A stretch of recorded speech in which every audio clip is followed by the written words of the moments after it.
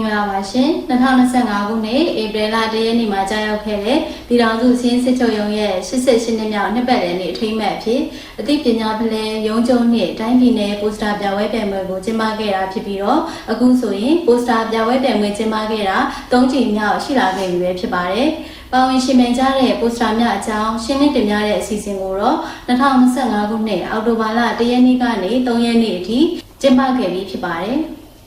ပိုစတာတွေကိုတော့အောက်တိုဘာလ13ရက်နေ့ကနေ18ရက်နေ့အထိခင်းကျင်းပြသခဲ့တာဖြစ်ပြီးပြည်ထောင်စုစည်းစစ်ချုပ်နဲ့တာဝန်ရှိသူများဝန်ထမ်းများကလာရောက်ကြည့်ရှုခဲ့ကြပါတယ်။ကျမတို့ယုံကြည်ဟာနိုင်ငံတော်ရဲ့တရားစာတအရင်းမြစ်တွေနဲ့ပြည်သူ့ဗဏ္ဍာငွေတွေကိုစီမံခန့်ခွဲရာမှာပြည်သူ့အကျိုးဖြစ်ထွန်းစေရတဲ့အတွက်ပြင်ပကြီးကြပ်မှုကဏ္ဍမှာထိန်းကျောင်းကြီးကြပ်ဖို့တာဝန်ရှိပြီးအဲ့ဒီအတွက်ကျမတို့ရုံးဝန်ထမ်းတွေရဲ့အရေးသွေးတွေကိုအစဉ်တိုးတက်မြင့်မားနေစေဖို့စီမံဆောင်ရွက်ပေးရမှာလည်းမဖြစ်မနေဆောင်ရွက်ရမယ့်လုပ်ငန်းစဉ်တစ်ရပ်ပဲဖြစ်ပါတယ်။အဲ့ဒီအတွက်ဝန်ထမ်းတွေရဲ့စွမ်းဆောင်ရည်နဲ့အရေးသွေးတွေပုံမမြင့်မားလာစေဖို့ရည်ရွယ်ပြီးတော့အသိပညာဘုဒ္ဓမျှဝေရေးအစီအစဉ်တွေကိုပုံမှန်စီစဉ်ဆောင်ရွက်ပေးလျက်ရှိတယ်လို့ပဲယခုလိုရုံးနှစ်ပတ်လည်နေ့အထိမ်းအမှတ်တွေမှာလည်းရုံးချုပ်နဲ့ဒေသဝန်ထမ်းများအကြားစစ်ဆေးရေးစီမံခန့်ခွဲရေးဝန်ထမ်းရေးရာလူစွမ်းအားအရင်းမြစ်ဖွံ့ဖြိုးတိုးတက်ရေးနည်းပညာပညာရေးဆိုင်ရာအသိပညာဘုဒ္ဓတွေအပြန်အလှန်ဖလှယ်နိုင်စေဖို့တီထွင်ဖန်တီးနိုင်တဲ့စွမ်းရည်နဲ့ presentation skill တွေတိုးတက်လာစေဖို့ရည်ရွယ်ပြီးတော့ပိုစတာပြပွဲပြိုင်ပွဲတွေကိုစီစဉ်ဆောင်ရွက်ပေးတာပဲဖြစ်ပါတယ်2025ခုနှစ်အတွက်ပိုစတာပြပွဲပြိုင်ပွဲမှာရုံးချုပ်ကပိုစတာ5ခုနဲ့ဒေတာရုံးတွေကပိုစတာ5ခုစုစုပေါင်းပိုစတာ10ခုပါဝင်ရှင်ပြိုင်ခဲ့တာဖြစ်ပါတယ်ရုံးချုပ်မှာပါဝင်ရှင်ပြိုင်ခဲ့ကြတဲ့ပိုစတာတွေကတော့ရုံးချုပ်အနေနဲ့ပြည်ထောင်စုစည်းစစ်ချုပ်ရုံးဖွဲ့ e-government ဌာနခွဲမှာ e-governance master plan နဲ့ OEG ရုံး၏ digital transformation ခေါင်းစဉ်ဖြင့်၎င်းစစ်ဆေးဦးစီးဌာနအဖွဲ့တင်မှာရာသီဥတုပြောင်းလဲမှုလျှော့ချရေးစစ်ဆေးခြင်းဖြင့်ထောက်ကူပေးခေါင်းစဉ်ဖြင့်၎င်းစစ်ဆေးဦးစီးဌာနအဖွဲ့နဲ့မှာအစိုးရနှင့်ပုဂ္ဂလိကပူးပေါင်းဆောင်ရွက်မှုမှာနိုင်ငံဝင်ငွေတိုးပွားစေရေး OEG ကထိန်းကျောင်းပေးခေါင်းစဉ်ဖြင့်၎င်းဤပညာဖွံ့ဖြိုးရေးနှင့်လေ့ကျင့်ရေးဦးစီးဌာနမှာသတင်းချက်လက်များလုံခြုံစိတ်ချဖို့ဤပညာဖြင့်အထောက်အကူပြုဆိုခေါင်းစဉ်ဖြင့်၎င်းစီမံရေးရာဦးစီးဌာနမှာစည်ရင်းရေးသွင်းမှုမှန်ကန်မြန်ဆန်ဖို့ GIS ဆော်ဝဲသုံးကြားဆိုခေါင်းစဉ်ဖြင့်၎င်း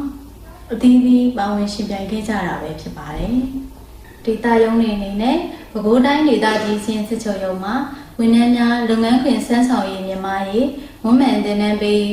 ခေါင်းစဉ်ဖြင့်၎င်းမန္တလေးတိုင်းဒေသကြီးစည်းစစ်ချုပ်ရုံးမှာ franchise စနစ်ဖြင့်ရက်စစ်တပ်အားဖြန့်ဖြူးရေးကုမ္ပဏီများရင်းနှီးမြှုပ်နှံမှုနိုင်ငံတော်အတွက်အကျိုးပြုမပြု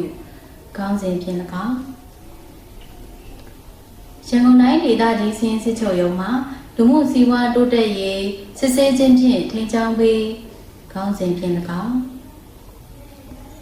ရှမ်းပြည်နယ်စည်းစစ်ချုပ်ရုံးမှာတွဲလက်ညီညီအောင်မြင်မှုစီခေါင်းစဉ်ဖြင့်၎င်းအေရရီတိုင်းဒေသကြီးစည်းစစ်ချုပ်ရုံးမှာအဂရိတရားကင်းစင်ဖို့ကျင့်ဝတ်နှင့်အညီဆောင်ရွက်စု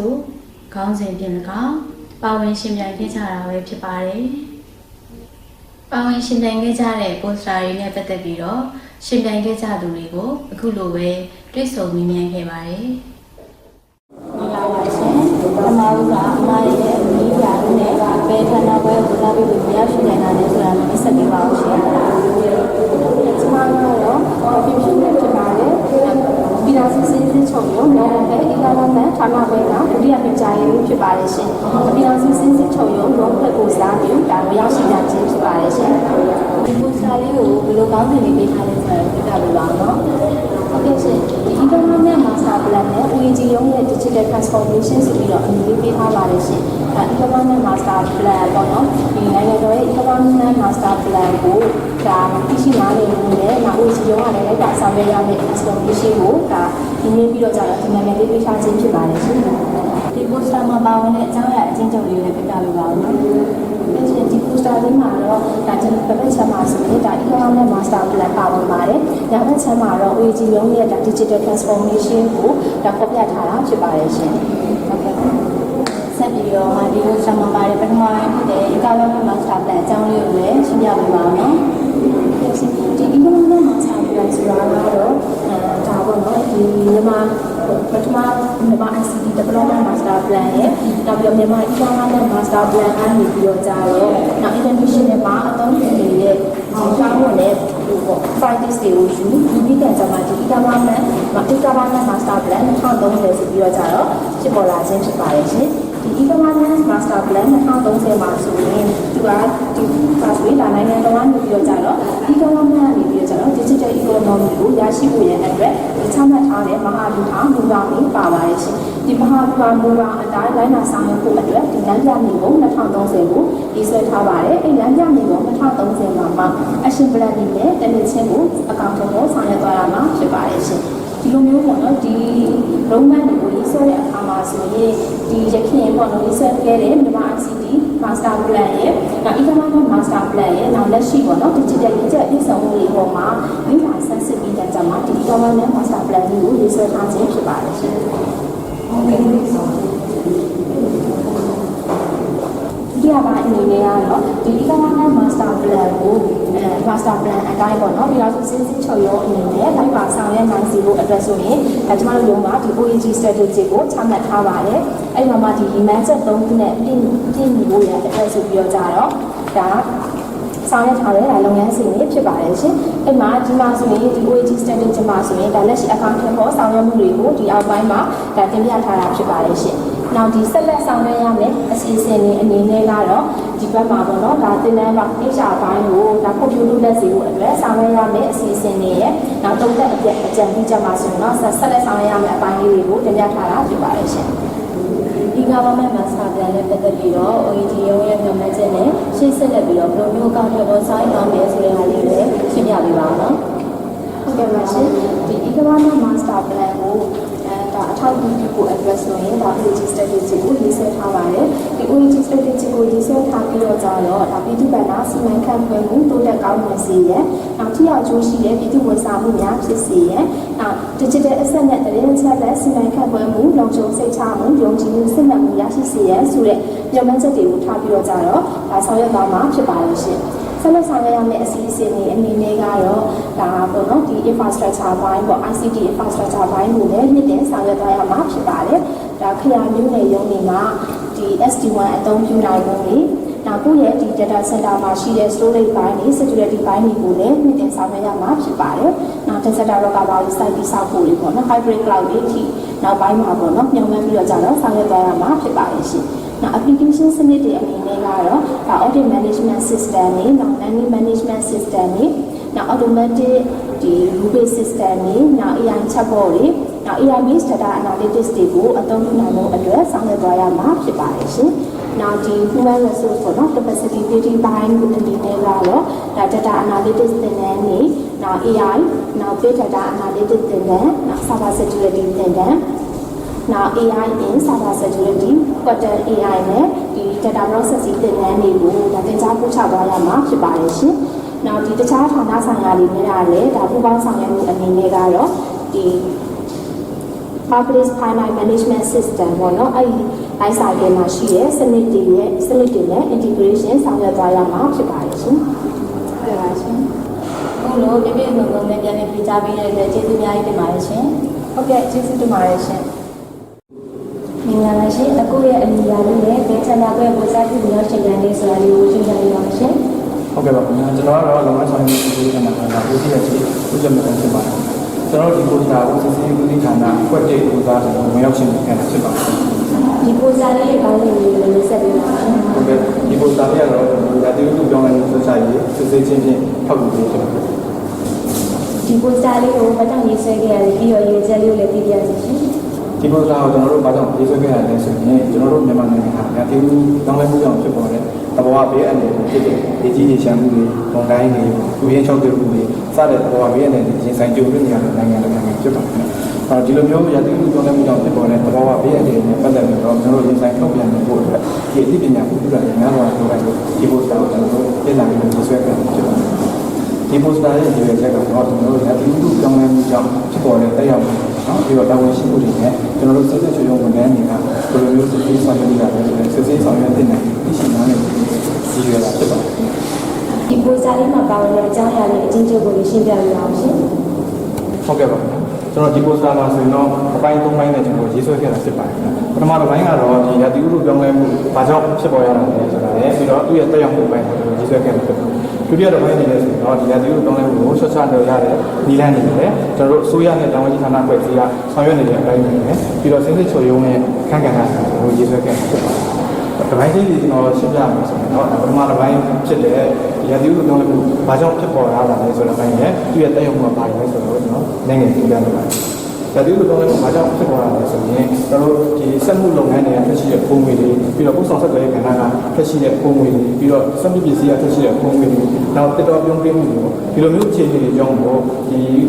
မန်လိုနီဘန်ငွေလို့ခေါ်တဲ့ green hook ကတရားရေယူထဲမှာလိုအပ်တဲ့ပမာဏတွေပုံမှန်များပြားလာပြီးတော့ဒီ global warming ဆိုတော့ဘာကြီးပုံနဲ့လာဖြစ်ပေါ်ပြီးတော့ဒါဒီလိုပြောင်းလဲမှုဖြစ်ပေါ်ရတယ်ဆိုတာကိုဒီပုံလေးနဲ့ကျွန်တော်တို့ပြသထားတာဖြစ်ပါတယ်ခင်ဗျာ။နောက်ဒီလိုမျိုးရာသီဥတုပြောင်းလဲမှုကြောင့်ဖြစ်ပေါ်ရတဲ့အဲ့ရမှုတွေအနေနဲ့ဆိုတော့ဒီပူပြင်းချုံသွင်းခြင်းတို့ဘောကောင်ရေရှားခြင်းတို့ပြီးတော့မုန်တိုင်းဖြစ်ပေါ်ခြင်းရေကြီးရေရှမ်းခြင်းတို့ပြီးတော့ဒီတောမီလောင်ခြင်းတို့ရေပြိုခြင်းတို့စသဖြင့်ဒီလိုမျိုးရာသီဥတုပြောင်းလဲမှုကြောင့်ဖြစ်ပေါ်တဲ့တက်ရောက်မှုတွေကိုဒီပုံလေးတွေနဲ့ကျွန်တော်တို့ပြသဖြစ်ပါတယ်ခင်ဗျာ။ဒီလိုပဲဆိုတော့ကျွန်တော်တို့ရာသီဥတုပြောင်းလဲမှုဆက်စပ်တယ်နော်ဒီလမ်းကိုပေါ်ပြထားတာဖြစ်ပါတယ်ဒီလမ်းပြောင်းသွားတဲ့ကျွန်တော်ဒီကစားတဲ့ဒီလမ်းကိုကျွန်တော်တို့ဒီပိုစတာမှာခြေဆွဲခဲ့တာဖြစ်ပါတယ်နောက်တစ်ချက်ကတော့ကျွန်တော်တို့အစိုးရနဲ့တာဝန်ရှိဌာနအဖွဲ့အစည်းကဘာတွေဆောင်ရွက်နေလဲဆိုတော့ကျွန်တော်တို့ချက်သုံးချက်နဲ့ခြေဆွဲခဲ့တာဖြစ်ပါတယ်ပထမတစ်ချက်ကတော့ governance ပိုင်းဖြစ်ပါတယ် governance မှာဆိုလို့ရှိရင်တော့ဒါဥပဒေပတ်သက်ချက်တွေပြီးတော့ committee ဖွဲ့စည်းမှုတွေပြီးတော့ gadget ဆန်းစစ်ချက်ပိုင်းကိုကျွန်တော်တို့ဒီမှာဖြစ်ပြထားတာဖြစ်ပါတယ်နောက်တစ်ချက်ကတော့ public policy ပိုင်းဖြစ်ပါတယ်public policy မှာဆိုလို့ရှိရင်ဒါကြတော့ဆိုရတာမူဝါဒချမှတ်မှုတွေပြီးတော့ဒီ strategy ချမှတ်မှုတွေ plan ချမှတ်မှုတွေဒါတော့ဒီလိုပြောလို့ဆိုင်တဲ့အပိုင်းကိုချမှတ်တဲ့အပိုင်းကိုကျွန်တော်တို့ဒီမှာကြည့်ဆွဲတာဖြစ်ပါတယ်ဒီလို policy ချမှတ်တဲ့ဘက်မှာဆိုရင်ကျွန်တော် attention နဲ့ education မှာသူ့ရဲ့ရှင်းမှတ်ချက်ဒီကဏ္ဍတွေမှာရှင်းမှတ်ချက်တွေရှိတယ်ဆိုတော့ကျွန်တော်တို့ကြည့်ဆွဲတာဖြစ်ပါတယ်နောက်တစ်ချက်ကတော့ဒါဒီလိုကောင်းတဲ့ဆိုင်တဲ့အနာဂတ်ဖြစ်ပါတယ်အနာဂတ်မှာဆိုလို့ရှိရင်တော့ဒီဘက်ကထောက်ခံနေတာမျိုးဒီဘက်ကထောက်ခံနေတာမျိုးဥကြကနာကထောက်ခံနေတဲ့ဒီရမငွေတွေနဲ့ဆောင်ရွက်နေတယ်ဆိုတဲ့အပိုင်းကိုနားလည်နေတဲ့ဒီမှာထည့်သွင်းခဲ့မှာဖြစ်ပါတယ်တတိယတစ်ပိုင်းမှာတော့ကျွန်တော်တို့စစ်စစ်ချုပ်ရုံးရဲ့အခက်အခဲကိုဒီမှာထည့်သွင်းထားတာဖြစ်ပါတယ်ကျွန်တော်တို့စစ်စစ်ချုပ်ရုံးဟာရာသီဥတုပြောင်းလဲမှုနဲ့သက်ဆိုင်တဲ့ accountable ရာသီဥတုပြောင်းလဲမှုဆွတ်ချရေးနဲ့သက်ဆိုင်တဲ့နိုင်ငံတော်က accountable ဆောင်ရွက်နေတဲ့ဟာကိုဒီလွတ်လပ်စွာစစ်ဆေးဖို့ဤပညာပိုင်းဆိုင်ရာတွေစမ်းစစ်ဖို့လုံခြုံစိတ်ချရတဲ့သုံးသက်ကြံပြချက်တွေပြနေဖို့နဲ့ဒီပွင့်လင်းမြင်သာမှုကိုညှင့်နေဖို့ပြောင်းလဲမှုတွေဖြစ်ပေါ်လာစေဖို့အတွက်ကျွန်တော်တို့ကဆောင်ရွက်ရတာဖြစ်ပါတယ်ဒီကဏ္ဍတွေက accountable ဖို့ဆိုရင်ကျွန်တော်တို့စစ်ဆေးမှုဖြစ်နေတဲ့ခေါင်းစဉ်တွေပေါ့နော်ဒီအချက်အလက်တွေပေါ်မှာအခြေခံပြီးတော့ဘယ်လိုခေါင်းစဉ်တွေစစ်လို့ရလဲဆိုတော့ဒီဘက်မှာကျွန်တော်တို့ခြေဆွဲခဲ့တာဖြစ်ပါတယ်နောက်ဆုံးတစ်ချက်အနေနဲ့တော့ကျွန်တော်တို့ဒီလိုမျိုးခေါင်းစဉ်တွေကိုစစ်ဆေးခြင်းအပြင်ဘယ်လိုကြိုးကျေးဇူးတွေရရှိနိုင်လဲဆိုတာကိုကျွန်တော်တို့ဖော်ပြခဲ့တာဖြစ်ပါတယ်ကြိုးကျေးဇူးတွေအနေနဲ့တော့ဒီရာသီဥတုခံနိုင်တဲ့ရာသီဥတုတန်ခံနိုင်နေတဲ့ဒီရာသီဥတုကြောင်းလဲမှုနဲ့လည်းညီပြီးဖြစ်တဲ့ဒီကဏ္ဍတွေကိုတိုးတက်ဖြစ်ပေါ်စေမှာဖြစ်ပါတယ်နောက်တစ်ခုကတော့ရာသီဥတုကြောင်းလဲမှုနဲ့ဆိုးကျိုးတွေကိုကျော်ပါသက်သာစေမှာဖြစ်ပါတယ်နောက်တစ်ခုကကဘာကြီးပူနွေးလာမှုနဲ့ရာသီဥတုကြောင်းလဲမှုဟာကဘာတော်ကတုံ့ပြန်ဆောင်ရွက်ချက်တွေဖြစ်လာကြောင်းဒီလိုမျိုးတုံ့ပြန်ဆောင်ရွက်ချက်တွေမှာတက်ကြွစွာပူးပေါင်းပါဝင်ဆောင်ရွက်နိုင်မှာဆိုတော့ကြိုးကျေးဇူးတွေကိုဒီပိုစတာဒီစစ်စစ်ကြားပြင်ရရှိနိုင်မှာဖြစ်ပါတယ်ခင်ဗျာ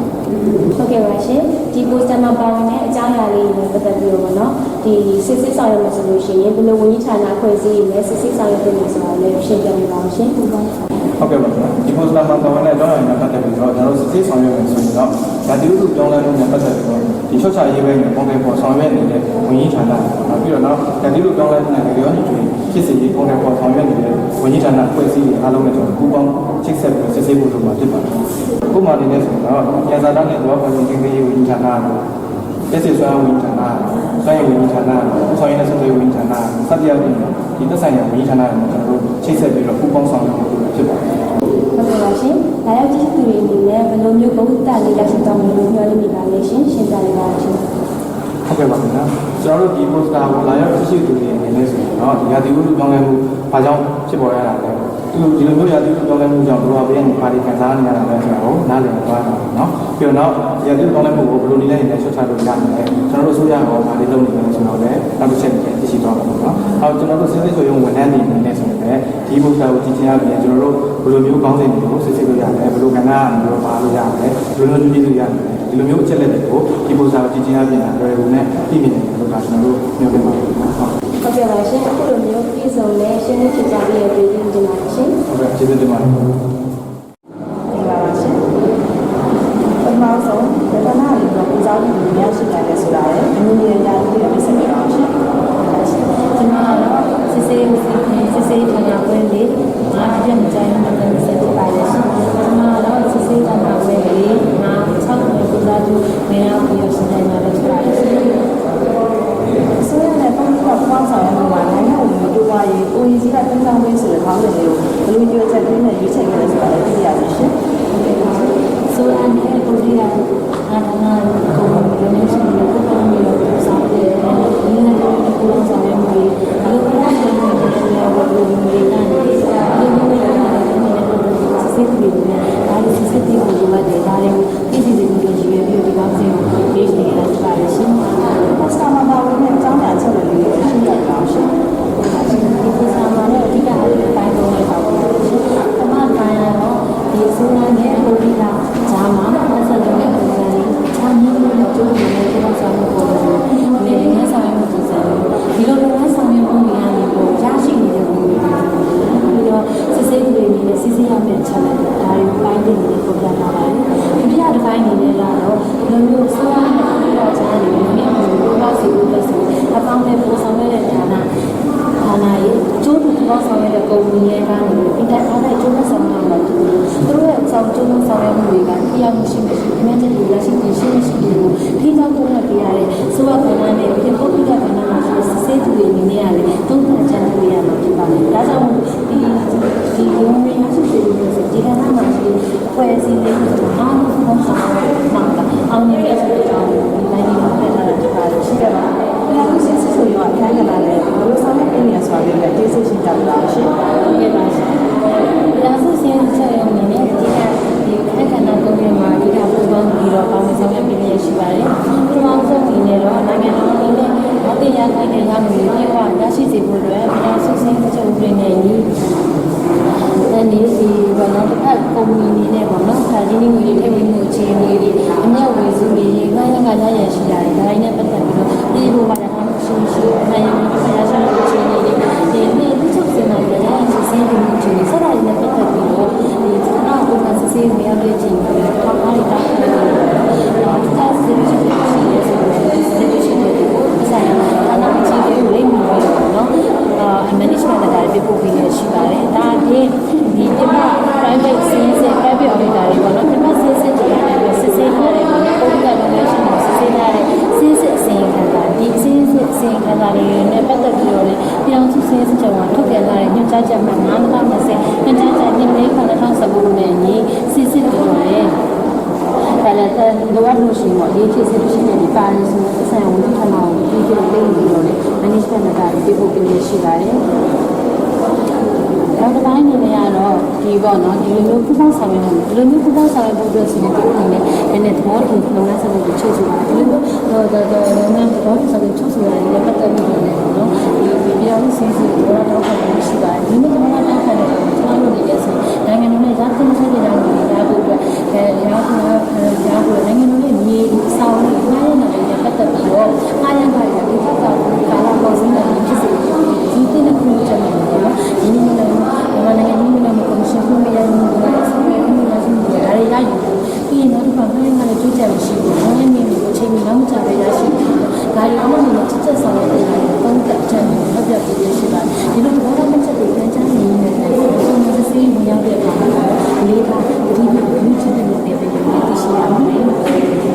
နောက်တစ်ပိုင်းအနေနဲ့ကတော့ဒါရှိနေဆိုရင်ကျွန်တော်တို့ဒီ prep ပဲကိုပို့ပြီးလာလို့ဆိုတော့ဆောင်းနေတယ်ဒီမှာရှိကိုပို့ပြီးလာတယ်ဒီမှာစစ်စစ်ကလေးတွေခါလာနေပတ်သက်ပြီးလဲဆက်ပြန်စစ်စစ်ကိုကြည့်ရရှိနေတော့စစ်စစ်နဲ့ရှိတာဖြစ်တယ်ဒါတွေခံပြီးစစ်စစ်ပြီးတော့စစ်စစ်ပြီးတော့လည်းကြားပြီးရရှိပါတယ်လိုရတဲ့အမိန့်ကြားချက်တွေလည်း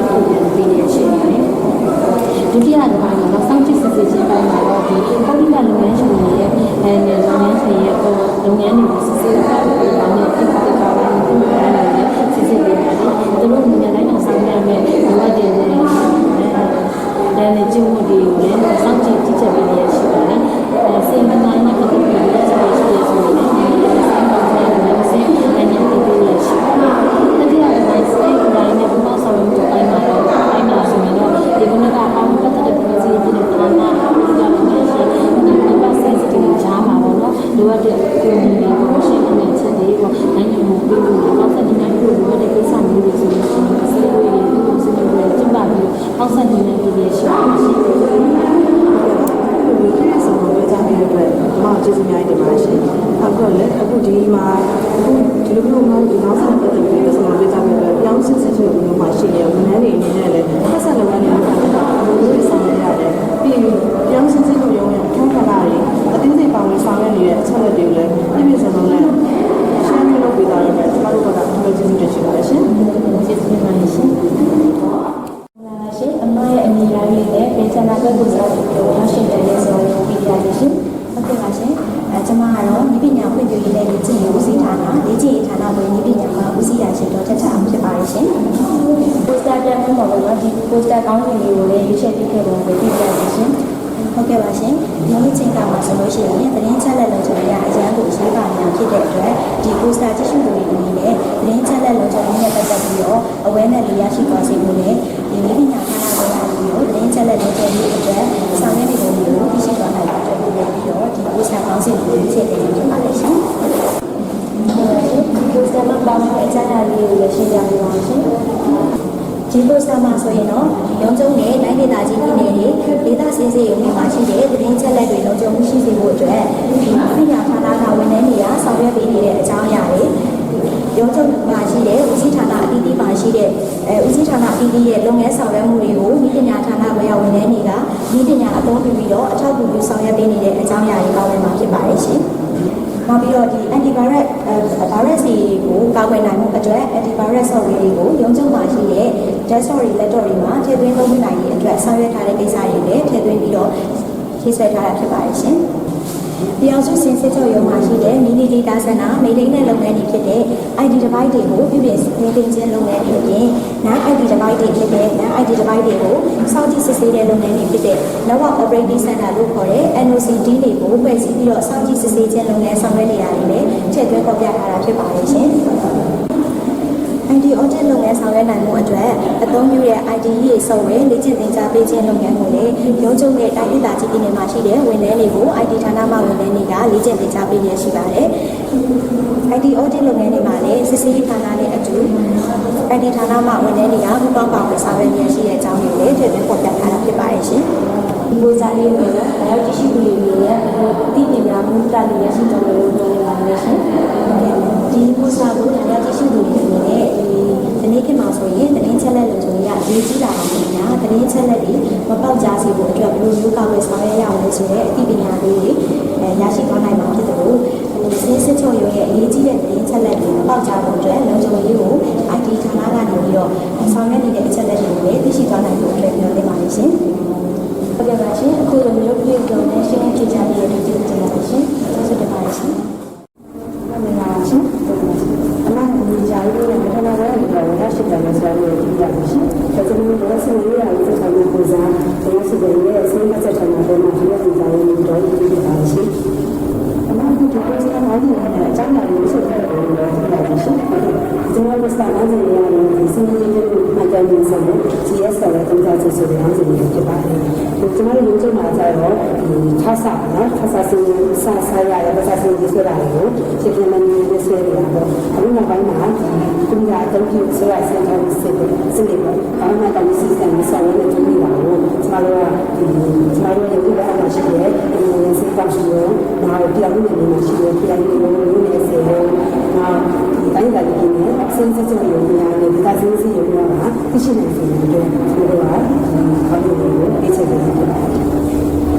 တို့ဒီပိုင်းတွေကတော့စဉ်းရင်းမှုမှတ်တမ်းနဲ့ဆက်လို့ GS ဆက်လို့ကျွန်တော်တို့ဒီပိုင်းတွေလုပ်ဖြစ်ပါတယ်။ကျွန်တော်တို့ရုံးချုပ်မှာဒီကနေ့ကျတော့လူတွေစဉ်းစားကြရတော့ဒီကစားစီဥစားဆိုင်ရကစားအစီအစဉ်တွေကိုလူတွေစဉ်းစားနေကြတယ်ဒီလိုမှာအခုဒီက ကြာတုံးပြီးဆက်လက်ဆောင်ထားလို့ရှိတယ်ပေါ့ဘာလို့လဲကောင်ဒီ system ပေါ့နော်ဒီ server တွေစီးနေတဲ့အခါမှာဒီကဒီစနေရေးတဲ့အခါမှာစီးရင်ကြောင်းကိုဒီရုံးချိုးနောက်ဒီမန်နေဂျာကောင်စီရောနောက်ဒီကျော်စင်းစီရောနဲ့ဒီအမှုတွေရှိဖြန့်ရင်းနဲ့စီရောဒါမှလည်းအဲ့ဒီကဒီစီးစီးရုံများနဲ့ဒီကစီးစီးရုံများကတရှိအသုံးပြုနိုင်တဲ့ခြေပြီးတော့မှနောက်ဒီစတာကြတာဖြစ်ပါတယ်ရှင်ဒီမှာဒီခြေဆောင်ရဲ့အသုံးပြုပုံတွေနဲ့ခြေတဲ့ဆောင်စီတွေနဲ့ကျေးဇူးပြုကြရအောင်ရှင်ဟုတ်ကဲ့ပါရှင်ဒီမှာတော့ပေါ့ဒီ post လေးနဲ့ဆိုရင်တော့ဒီမှာတော့ဒီပိုင်းလေးပိုင်းပါပါတယ်ဒီဒါကဒီလိုကမင်းမင်းဒီမှာရေးပေးထားအရှင်ဒီလိုလေးမှာအမေရောင်းနေဒီလိုမျိုးရောင်းကြည့်လောင်းနေစနေတဲ့ပုံနာခံနေ30မိနစ်တော့ဒီကျွေးမိတော့စီပုံတော့ဒါကဒီလိုလေးခင်အားစီနေတာပါအခုနောက်ပိုင်းဒီခိုင်မာကောင် system ဆောက်နေဒီနေ့ခါမှာကျွန်တော်တို့မျိုးတွေဒီဇာတ်အားတွေလောင်းလာတာရှိနေနောက်မျိုးတွေပုံတွေရတယ်ရှိနေအဖြစ်အပျက်တွေရရတယ်ရှိနေအဲမျိုးတွေပြန်ပြန်ဆက်လာတယ်အဲမျိုးတွေပြန်ပြန်အနန္နာတွေနောက်မျိုးတွေစိတ်တွေတာပေါ့ဒါမျိုးကျွန်တော်တို့ကဒီ GS ဆောက်နေတဲ့စီးရီးတွေနာတွေကိုကျွန်တော်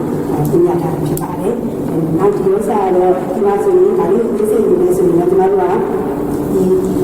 မင်းရောတော့ကြာတော့ဒီလိုကျွန်တော်တို့ကသူ့ရဲ့အမှုရတာချက်ပေါ့နော်ဒီလိုမျိုးပြောရတာဒီဖြစ်ဆွဲပြကြောင်းကိုဘယ်လိုလဲနာပါလဲအဲဒီကျတော့မင်းရောကသက်ဆိုင်တာတမခါလေးမှန်တယ်ကျွန်တော်တို့ပြင်ရတယ်ပြင်ရတဲ့ပုံစံအောင်ကျွန်တော်တို့ကဒီညာလိုလေနောက်အချိန်လိုပေါ့နော်ဒါပေမဲ့တို့ဒီ GS ဆော်ရဲနဲ့ပေါ့နော်တော့ရတဲ့ချိန်မှာဒီစနစ်နဲ့ဒီကျိုးလိုက်တာလေကျွန်တော်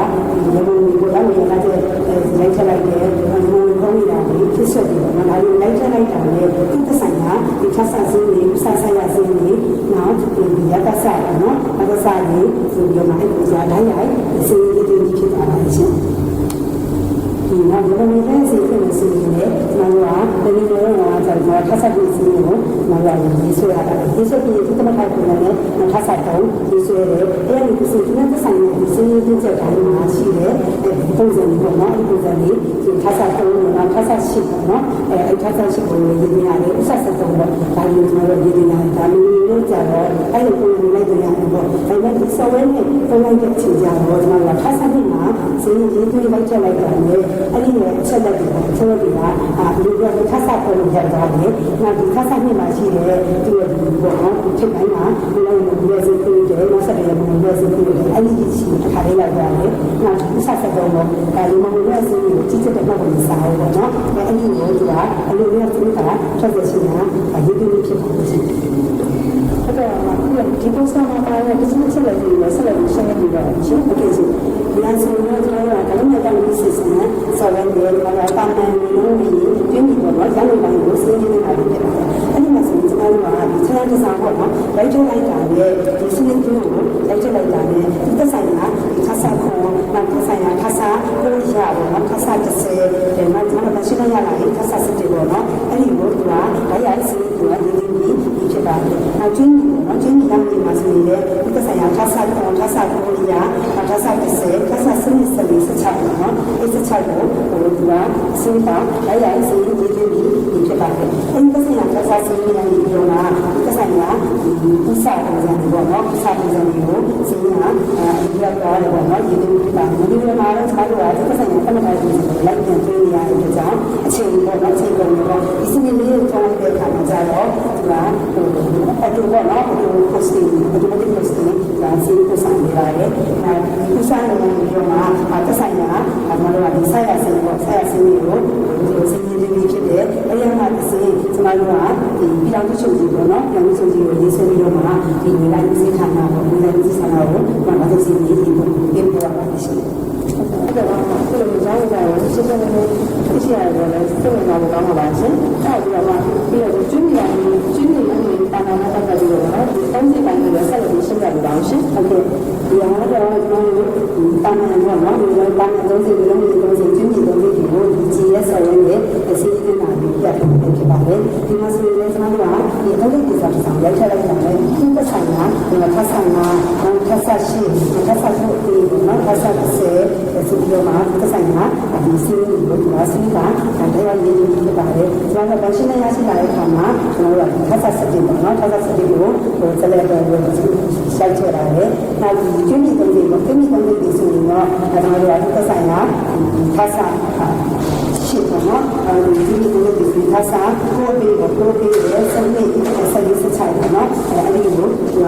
ဒီဒီလိုက်တာနဲ့ဒီဆိုင်ခါဆာစီဒီဒီဖြစ်ပါတယ်ဒီစနစ်တွေကိုပြင်လိုက်တာနဲ့ဒီဆိုင်ခါဆာအဲ့လိုမျိုးကဒီစင်ဒီဥစားနော်တမတာဥစားဒီစင်နေတယ်အစီအဟာဒီပြောဥစားဖြစ်ပါတယ်ဒါအရင်ကဒီစင်ကတော့လက်ပါစားနော်ဆိုပြီးတော့မှစီစဉ်ရင်းတွေကိုဒီဒီဖြစ်ပါတယ်ဒီမှာဆိုရင်ကျွန်တော်ကဥစားနော်ဥစားကိုဒီဥစားကိုလည်းကျွန်တော်ရှင်းနေရတဲ့အချိန်ကျမှကျွန်တော်ကဥစားကိုမှာဒီစင်တွေပေါ့နော်ဒီနေ့အဲ့ဒီမှာကျွန်တော်တို့ကတက်စီပို့တဲ့အချိန်မှာရှင်းနေရတဲ့အတွက်ကြောင့်ကျွန်တော်ကပို့တဲ့အချိန်မှာဆက်ရနော်ဒီနော်ပိုင်းရဲ့ဟောလာမက်ဆေ့ချမ်းလို့ချက်ထားတယ်ဒါရှင်းနေရရှိလာတဲ့အချိန်မှာဒီဥစားကိုမှရှင်းနေတယ်စီစဉ်ပြီးတော့မှကျွန်တော်တို့ကဆက်ရဒီအပိုင်းကိုကြည့်ပြီးတော့ဒီလိုလာတယ်တရားမှလို့ဆိုကျွန်တော်တို့ကဆက်ရနော်ပြီးဆိုတာလေဆက်ရအပိုင်းကိုအားရရပါတယ်အဲဒီမှာကျွန်တော်တို့ကဒီလိုဒီဌာနကိုဒါကပြီးတော့ရှိတယ်ဘာမှဆိုလို့ရှိရင်ဒီကိုစာလေးလာကြည့်ရှိတဲ့ဒီတော့ဘယ်လိုလဲစာသားချင်ပါလဲရှင်ပြပါစီဒီဘယ်လိုကံဒီ system ကိုနော်ဒီ server နဲ့ကျွန်တော်တို့စီးရေးဒီလိုပေါ့နော်ကျွန်တော်ဆက်ရေးဒီဥစားရေးစာရရေးဒီလာကစားစင်းကိုဟိုရေးစတဲ့အခါမှာကျွန်တော်တို့အချိန်ကုန်တက်တာလေနောက်ဒီနားလေးတက်တာလေနောက်အင်းလေးတက်ကြမှာတယ်ဒီရှိနေတဲ့ဗနာလေးလိုက်ဒီစင်းကိုနော်စင်းကိုလေဘယ်လိုမျိုးဆိုအချိန်ကုန်လေးမှာကြည့်ရှိနိုင်တဲ့ဒီအတွက်ကြောင့်ဒီဒါကောင်းနေတဲ့ဒီလိုစီတယ်ဖြစ်ပါလေရှင်ဒီအရေးကိုလည်းကျွန်တော်တို့ကဒီပေါ့နော်ဟိုတိုင်းတာကြည့်နေတဲ့စစ်စစ်ချုပ်ရုံးကြီးမှာဒေတာစစ်စစ်ရုံးကြီးတွေဒီအရေးကိုဒီစနစ်ကိုပေါ့နော်ဒါကိုဒီလိုမျိုးကြည့်စီနေတာဖြစ်တာပါရှင်ဒါကမှဒီလိုမျိုးဒီလိုကြည့်စီပါရှင်ဒီလိုကြည့်ပါရှင်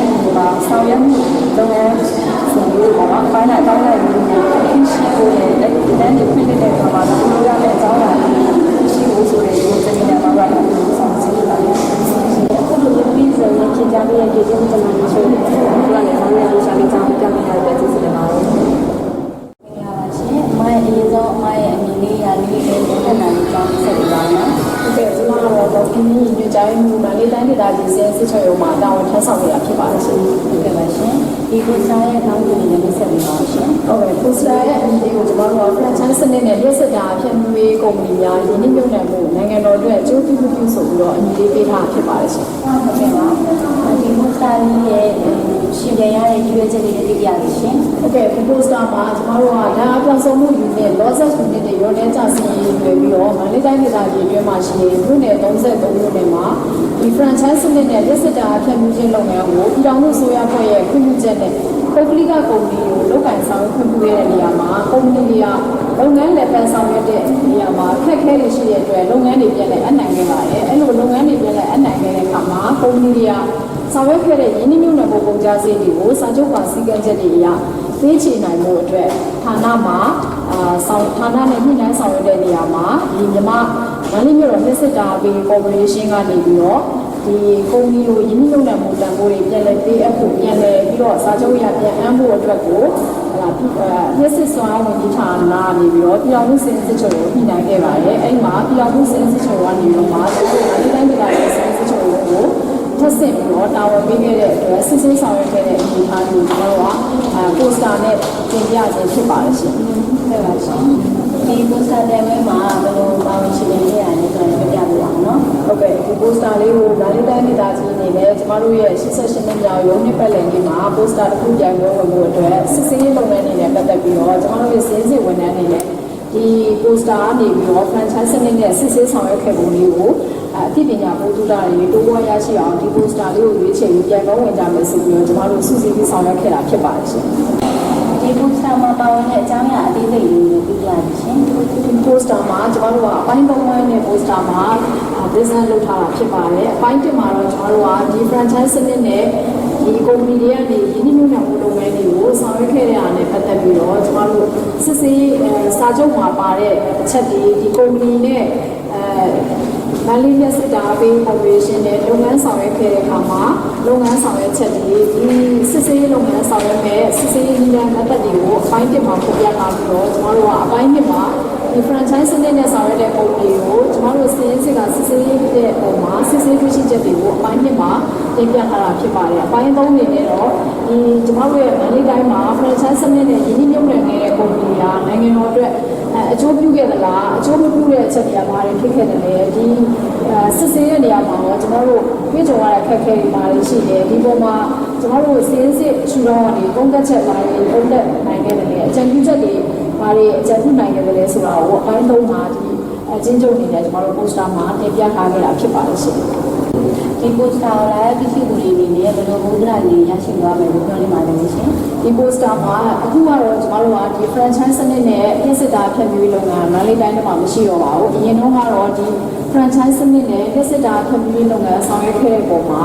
ဒီစင်းစစ်ရှုထောင့်ကနေပြီးတော့ဘယ်လိုစစ်ဆေးနည်းလမ်းတွေသုံးပြီးတော့စစ်ဆေးခဲ့တယ်ဒီ franchise စနစ်နဲ့ဆောင်ရွက်ခဲ့တဲ့ကုမ္ပဏီတွေကအောင်မြင်မှုမအောင်မြင်မှုနိုင်ငံတော်အတွက်အကျိုးပြုမှုအကျိုးမပြုမှုကိုစင်းစစ်ရှုထောင့်ကနေပြီးတော့ဘယ်လိုစစ်ဆေးတွေ့ရှိချက်တွေစစ်ဆေးတွေ့ရှိခဲ့တယ်ဘယ်လိုသုံးသပ်ချက်တွေဌာနကိုဘယ်လိုကြံပြုချက်တွေပေးနိုင်ခဲ့တယ်ဆိုတဲ့ဟာကိုဒါကျမတို့က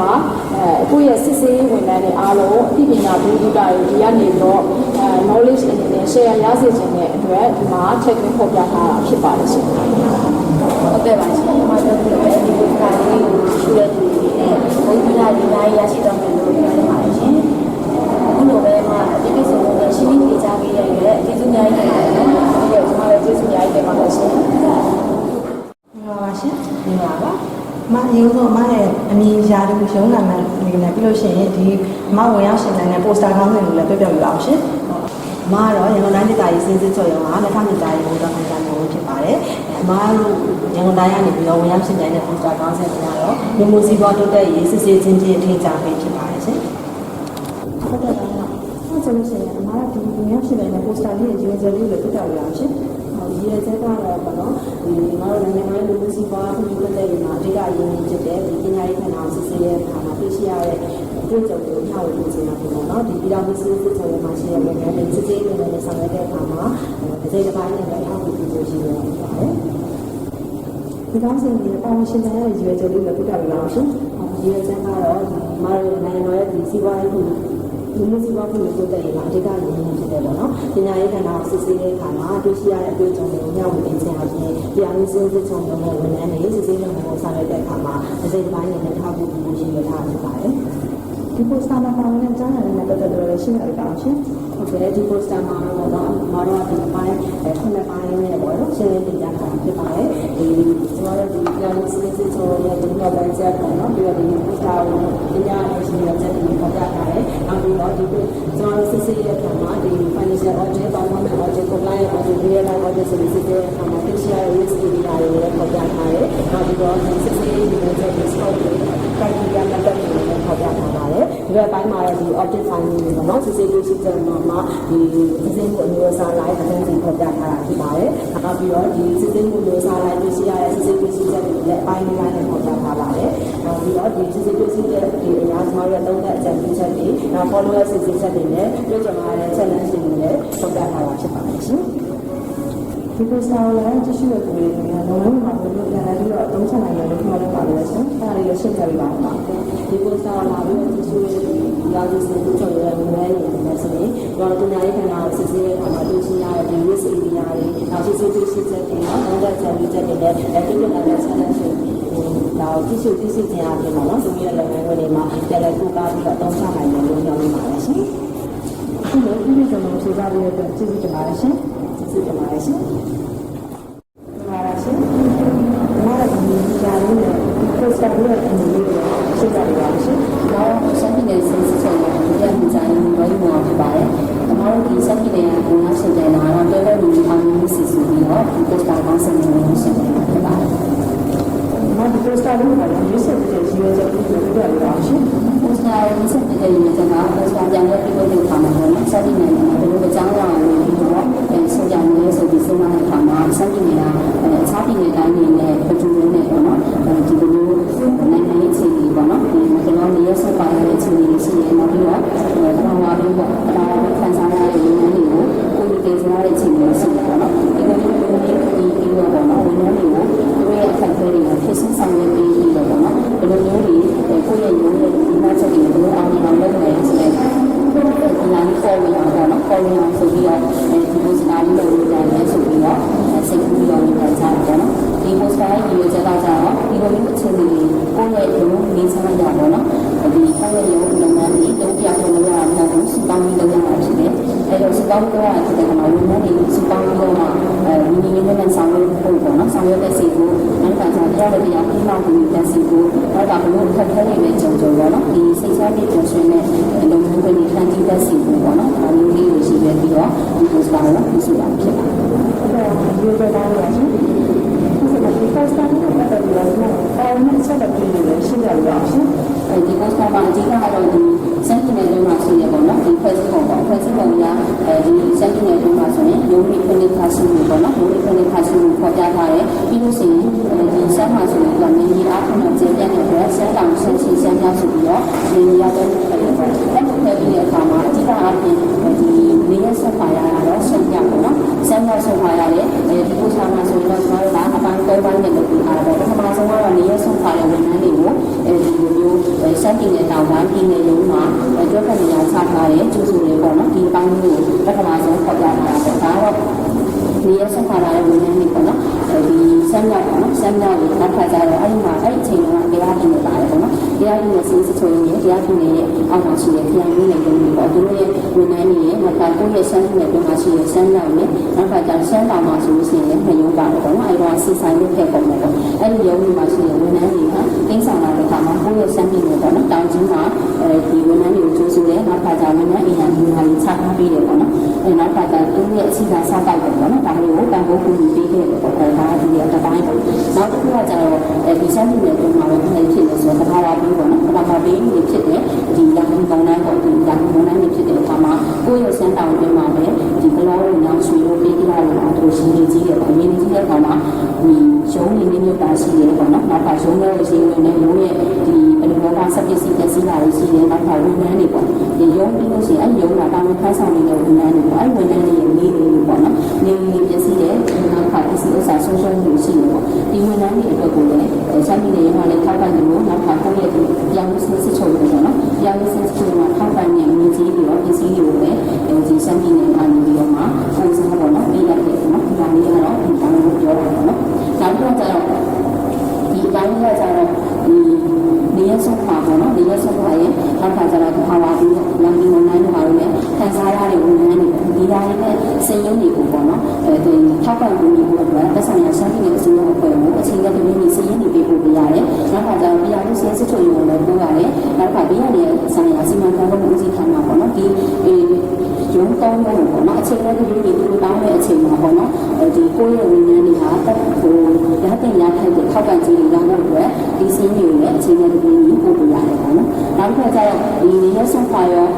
းခွာလာတဲ့ဝန်ထမ်းတွေပေါ့နော်ကိုယ့်ရဲ့ service တွေမှာဝယ်ထားတဲ့ဝန်ထမ်းတွေကိုလုပ်ငန်းခွင်တွေမှာပေါ့နော်တက်ကြွပြောဆိုစေဖို့အတွက်ကိုဒီတာရင်းနာတွေပေါ့နော်ဒီတာရင်းနာတွေမှာလည်းထောက်ပံ့မှုတွေကိုဘာသာရေးပေါ့နော်စမ်းပြနေပြီဘာသာရေးပွဲတော့အများများပါတယ်အဲဒါကြောင့်စမ်းပြနေမှာဆိုရင်ဘာသာရေးပွဲတော့တထိန်ပွဲနဲ့ခမမျိုးပွဲမှာဆိုတဲ့ငန်းတက်ပွဲပေါ့နော်ဒီလိုပွဲတွေမှာလည်းစုပေါင်းပြီးတော့ဆင်နွှဲရပေါ့နော်အဲ့လိုမျိုးလေးပေါ့နော်ကိုကနေရဆက်ပါလာတဲ့ဝန်ထမ်းတွေနောက်ကဘာဝနည်းကြောင့်ဒီထိခိုက်ပျက်စီးတဲ့ဝန်ထမ်းတွေပေါ့သူတို့ရဲ့စိတ်ပေါ့နော်စိတ်ခံစားမှုတွေကိုပြောဆိုရလို့ပေါ့နော်ဒါမျိုးလေးလုပ်ပြီးတယ်နောက်ခါကျတော့ဒီကိုယ့်ရဲ့စမ်းပြနေရမှာပြဖက်ထားတဲ့ဝန်ထမ်းတွေကိုလည်းဘယ်လိုပါမလဲဒီအလုပ်တာဝန်ပေါ့နော်တင်းတော်အလုပ်တာဝန်ကိုခွဲဝေပြီးတော့အလုပ်တာဝန်တွေပေးထားခြင်းအပြင်သူတို့ရဲ့စိတ်နေမျိုးပေါ့နော်စိတ်နေမျိုးကိုရောပါစေတယ်သူတို့စိတ်ခံစားမှုတက်တာစေတယ်ပေါ့နော်ဒီလိုပုံစံလေးနဲ့ပိုစတာလေးကိုပြင်ဆင်မှာဖြစ်ပါတယ်နော်ဒီပုံစံလေးကိုလည်းကြည့်ရှုပြီးတော့ဒီလိုမျိုးပါချင်ပါလို့ရှင်ဘယ်လိုတနင်္လာပါဆက်လဲဆိုတော့ဒီပိုစတာကိုပြင်ဆင်အားဖြင့်ပေါ့နော်ဒီပိုစတာမှာလာဝင်နေဒီတရားဝမှုတွေရောပေါ့နော်စကူတွေရောထားလို့ဆက်ခံစားပြီးတော့မှနောက်ပြီးတော့ဒီပျော်ရွှင်မှုပေါ့နော်ပျော်ရွှင်မှုတွေကိုလည်းခံစားရတယ်အဲဒါကြောင့်ကိုယ့်ရဲ့ဒီနိုင်ငံပေါ့နော်နိုင်ငံဝန်ထမ်းတွေအနေနဲ့ပေါ့နော်ဘယ်လိုမျိုးအခက်အခဲတွေပဲကြုံကြပေါ့နော်စိတ်သက်ကိုကျင့်သုံးနိုင်ပြီးတော့ကိုယ့်ရဲ့ဒီလုပ်ဆောင်ရမယ့်လုပ်ငန်းတာဝန်တွေကိုကျင့်သုံးအောင်ဆောင်ရွက်ရမယ်နောက်ခါကျတော့တရားနဲ့တရားထိမှကိုရမယ်ပေါ့နော်ဒီအတိတရားလေးရရှိအောင်နောက်ခါကျတော့သက်ဆိုင်ရာဌာနဆိုင်ရာဌာနတွေရဲ့အကြီးအကဲပေါ့နော်တာဝန်ရှိတဲ့သူတွေရတယ်ကိုယ်ဝန်ထမ်းတွေရဲ့လုပ်အားပေါ့လုပ်အားကိုပြောင်းပြီးမှုမရှိဘဲနဲ့ပြောင်းပြီးမှုရှိအောင်လိုအပ်တဲ့နေရာတွေမှာသက်ဆိုင်တဲ့တာဝန်တွေတရားတွေဖွဲ့ဝေချထားပြီးဖို့နောက်ခါကျတော့ဝန်ထမ်းတွေစိတ်ပျော်ရွှင်မှုအတွက်ပေါ့နော်လုံခြုံရေးပြုတဲ့လုပ်ငန်းတွေကိုဒီစားပြီးဖို့အားလုံးတွေကိုစီမံဆောင်ရွက်ရမယ်ဆိုတဲ့ပေါ့နော်သတင်းစကားပေါ့အတိအကျိုးကျေးဇူးတင်တာဒီအကျိုးကျေးဇူးတွေကိုတည်ခြင်းအပြင်ဒီလိုအတိလေးတွေပါစေချင်တယ်ဒီလိုပါအခုလိုဒီလိုရှင်းပြတဲ့ရေးကိုကျေးဇူးတင်ပါတယ်ရှင်ကျေးဇူးတင်ပါတယ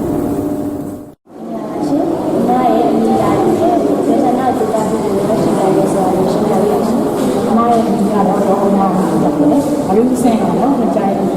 ။ဒါတော့တရားရေးတိုင်းဆက်စစ်ချုပ်တယ်။ကိုစားပြီးတော့အများဆုံးဖြစ်ပါတယ်။အမဝင်ရရှိတဲ့ပိုစတာလေးရဲ့ကောင်းတာကိုပြပြပါရှင်။အမဝင်ရရှိတဲ့ပိုစတာလေးရဲ့ကောင်းတာကတော့အဲဒီအရာကင်းစင်ကိုပြင်နေတယ်ဆိုင်ရာဆိုတဲ့ပိုစတာလေးကိုဖြစ်ပါတယ်။ဒီပိုစတာလေးရဲ့ရည်ရွယ်ချက်ကိုပြပြပါရှင်။ဒီပိုစတာလေးရဲ့ရည်ရွယ်ချက်ကတော့ဝန်ထမ်းအဖြစ်မှန်လာတဲ့အခါမှာဝန်ထမ်းပြုံးနေပြီးဆောင်ပေးနေရစီကိုအခတိတရားကိစ္စမှာဆောင်ရွက်တဲ့အခါကျုံနဲ့ဒီဆောင်ရွက်တဲ့အခါမှာအခတိတရားကိစ္စကိုဆောင်ရွက်ဖို့လည်းဒီဝစာလေးကိုကြည့်ရှုနေတယ်ကျုံနဲ့ဆောင်ရွက်နေတဲ့စီကိုဖြစ်ပါတယ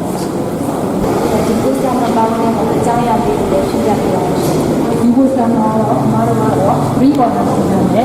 ဒီဆွဲထားတဲ့တော့အမှားပါလာတော့ဆိုတော့ဒီပိုစတာလေးနဲ့ဆက်သက်ပြီးတော့ဒီရွယ်ချက်တွေနောက်စင်းစစ်ချုပ်ရုံဝန်ထမ်းများရဲ့နိုင်ငံလာမဲ့ကျင့်ဝတ်တွေနဲ့နောက်ပြီးလို့ရှိရင်ဝန်ထမ်းတစ်ယောက်ကိုဆောင်ရန်ချက်တွေနဲ့ဆောင်ရန်ချက်တွေကိုပေါ်ပြလာခြင်းဖြစ်ပါတယ်ဒုတိယခွန်လာမှာဆိုလို့ရှိရင်တော့အမှားတို့ကစင်းစစ်ချုပ်ရုံနိုင်ငံနဲ့နိုင်ငံလာဆန်ဒီဇိုင်းနဲ့ဒီစင်းစစ်စေခြင်းလုပ်ငန်း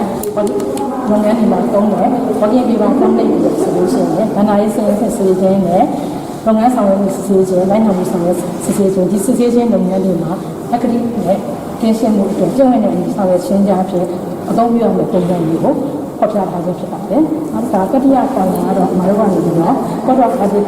နောက်တစ်ခုက thread ကိုဖော်ပြထားလို့ရှိရင်ဒီဟာတွေနဲ့ညီဆောင်တဲ့အခါမှာဘယ်လိုကျုံနဲ့ဖြစ်ခဲ့လဲဆိုတဲ့ချက်တွေကိုဖော်ပြထားခြင်းဖြစ်ပါတယ်။ဒီကိုယ်ဆိုင်နဲ့ပတ်သက်ပြီးတော့ဘယ်လိုအကျိုးကျေးဇူးတွေရရှိသွားလဲလို့ညွှန်ကြားထားတာရှိတယ်။နိုင်ငံကောင်းမှနိုင်ငံကောင်းမှဖြစ်တဲ့အတွက်ဆောင်ရွက်တဲ့အနည်းပြီးတော့လိုက်နိုင်ရမယ်ကျုံနဲ့ပိတ်ခါတွေကိုလက်နာကျင့်သုံးပြီးတော့အဆိုပါကျုံနဲ့ပိတ်ခါတွေကိုထိန်းချောင်းနိုင်တဲ့အနေရည်ကိုကြာဆင်းနေတဲ့အစီအမံတွေဆက်လက်ဖြစ်နေတာပါ။အခုကင်းစင်တွေနဲ့စင်းစင်လုံးဝများများဖြစ်ဖို့အတွက်ကျူရဆောင်ရွက်ခြင်းဟာဒီဂျိုဂျေစုတွေဆက်ရှိနေတယ်လို့ပြောပါတယ်။ဟုတ်ပါရှင်။ပြောပါရှင်အခုလိုမျိုးပြည်စုံနဲ့ရှင်းပြပေးတဲ့အတွက်အများကြီးကျေးဇူးတင်ပါတယ်ရှင်။ဒီမှာလည်းကျေးဇူးတင်ပါတယ်ရှင်။ မင်္ဂလာပါရှင်ပိုစတာပြပွဲပြိုင်ပွဲမှာပါဝင်ရှင်ပြိုင်ခဲ့မှုအပေါ်ဂုဏ်ပြုစုချီးမြှင့်တဲ့အနေနဲ့ပါဝင်ပြသခဲ့တဲ့ပိုစတာတွေအပေါ်အကဲဖြတ်အမှတ်ပေးတဲ့စံသတ်မှတ်ချက်တွေနဲ့စီစစ်အကဲဖြတ်အမှတ်ပေးခြင်းဗုဒ္ဓင်ရယူခြင်းတွေအရာပထမဒုတိယတတိယနဲ့ နှစ်သိမ့်စု3စုစုပေါင်းစု6ခုချီးမြှင့်ခဲ့ပါတယ်ပထမစုအနေနဲ့ရာသီဥတုပြောင်းလဲမှုကြောင့်ဖြစ်ပေါ်လာသည့်တရားမှုများတာဝန်ရှိမှုများနဲ့စစ်ဆေးဆောင်ရွက်သည့်သူများကိုသိရှိနားလည်စေရန်ရည်ရွယ်ချက်ဖြင့်ရာသီဥတုပြောင်းလဲမှုလျှော့ချရေးစစ်ဆေးခြင်းဖြင့်ထောက်ကူပေးခေါင်းစဉ်နဲ့ပါဝင်ရှင်ပြိုင်ခဲ့တဲ့စစ်ဆေးဦးစီးဌာနအဖွဲ့တစ်က၎င်းဒုတိယစုအနေနဲ့ e-governance master plan နဲ့ဆက်လင်းသည့်အသိပညာမျှဝေပေးရန်နှင့် e-UNE digital transformation လုပ်ငန်းစဉ်များကိုသိရှိစေရန်ရည်ရွယ်ချက်ဖြင့် e-governance master plan နှင့် OAG-UNE digital transformation ခေါင်းစဉ်နဲ့ပါဝင်ရှင်ပြိုင်ခဲ့တဲ့ပြည်ထောင်စုစီးစစ်ချုပ်ရုံးဖွဲ့ e-government ဌာနခွဲက၎င်းတတိယစုကိုတော့နိုင်ငံတော်၏လူမှုစီးပွားဖွံ့ဖြိုးတိုးတက်မှုအတွက်အဓိကအရင်းမြစ်ဖြစ်သောပညာရေးကဏ္ဍကိုစစ်ဆေးရာတွင်တွေ့ရှိရသည့်အတွေ့အကြုံများကိုမျှဝေပေးရန်ရည်ရွယ်ချက်ဖြင့်လူမှုစီးပွားဖွံ့ဖြိုးတိုးတက်ရေးစစ်ဆေးခြင်းဖြင့်ထိန်းချုပ်ပေးခေါင်းစဉ်နဲ့ပါဝင်ရှင်ပြိုင်ခဲ့တဲ့ရန်ကုန်တိုင်းဒေသကြီးစီးရင်စစ်ချုပ်ရုံးက၎င်းအသီးသီးစုကူးရရှိခဲ့ကြပါတယ်နှစ်သိမ့်စုများအနေဖြင့်ဆက်ဆက်လုပ်ငန်းများအကျိုးတူလုပ်ငန်းများနှင့်ဆက်လင်း၍စီစစ်ရမည့်အချက်လက်များကိုသိရှိပြီးစစ်ဆေးရေးလုပ်ငန်းများမှာထောက်ကူဖြစ်စေရန်ရည်ရွယ်ချက်ဖြင့်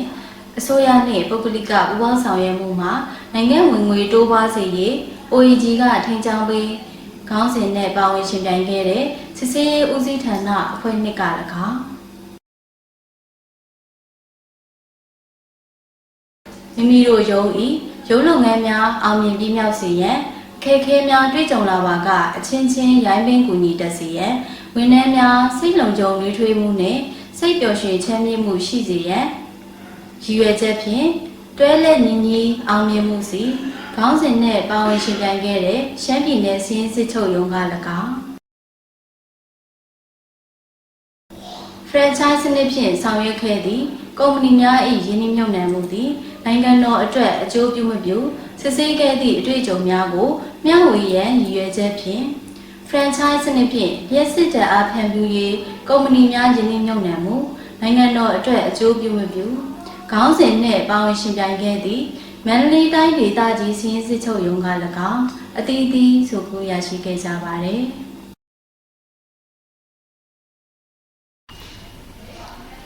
ပိုစတာတင်ပွဲမှာဆုရရှိခြင်းမရရှိခြင်းကအဓိကမဟုတ်ပဲပါဝင်ရှင်ပြိုင်ခြင်းဖြင့်ဝန်ထမ်းတွေရဲ့အရေးအသွေးတိုးမြင့်လာစေတာမို့ပါဝင်ရှင်ပြိုင်သူများအားလုံးကိုဂုဏ်ယူပါကြောင်းနဲ့နောက်ရုံးနှစ်ပတ်လည်နေ့အထိမ်းအမှတ်အနေနဲ့ကျင်းပသွားမယ်ပိုစတာပြပွဲပြိုင်ပွဲတွေမှာလည်းရုံးချုပ်နဲ့တိုင်းဒေသကြီးပြည်နယ်များကယခုလိုပဲဆက်လက်ဝင်ရောက်ရှင်ပြိုင်ကြဖို့ဖိတ်ခေါ်ရင်းပြည်အောင်စုစီးရင်စစ်ချုပ်ရုံးရဲ့88နှစ်မြောက်နှစ်ပတ်လည်နေ့အထိမ်းအမှတ်ပိုစတာပြပွဲပြိုင်ပွဲခင်းကျင်းပြသမှုကိုဂုဏ်ပြုမှတ်တမ်းတင်လိုက်ရပါတယ်ရှင်။